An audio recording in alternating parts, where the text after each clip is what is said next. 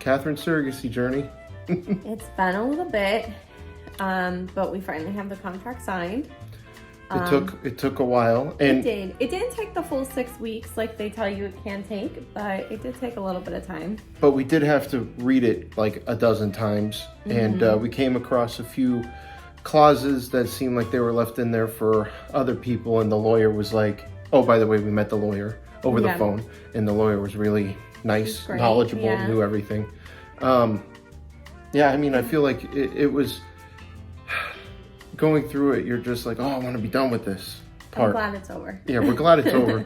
But, you know, it was pretty quick. Actually, once we spoke with the lawyer and we went back and forth, it was done and signed in less than 2 weeks. The clinic was, we had to kind of be on top of them after the paperwork was received for the lawyer and stuff. We had to be on top of everyone. And so did the intended parents. They were just like constantly. So I'm pretty sure we were communicating more with our intended parents than maybe most people would.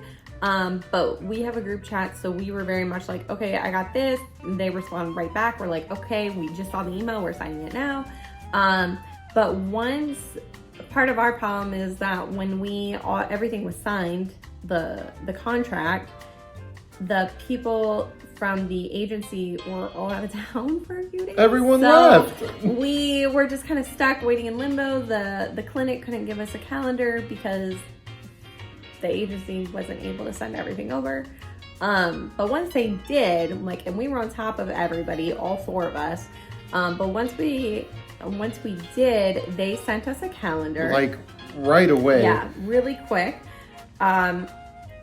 And I wasn't, the dates worked, but I wanted it to happen sooner. They wanted us to wait a couple weeks. And so did the intended parents. We were all like, let's. So we agreed. So I asked again, I said, can we move this up a little bit? And they said yes. And then, so they cleared us to get the meds sent. And she had to talk to the people about getting the meds here. And the intended parents did too, which was, I guess they have to do all the payment and stuff. Yeah, so it was a lot of coordinating, you know. But now meds are here. Here it all is. It looks very overwhelming. And most of this stuff is vaginal insertion.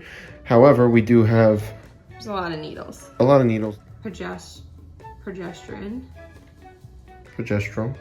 This is estradiol, which is a tablet to take by mouth. This is progesterone, which you insert vaginally. This is Vandazole, which you also insert vaginally.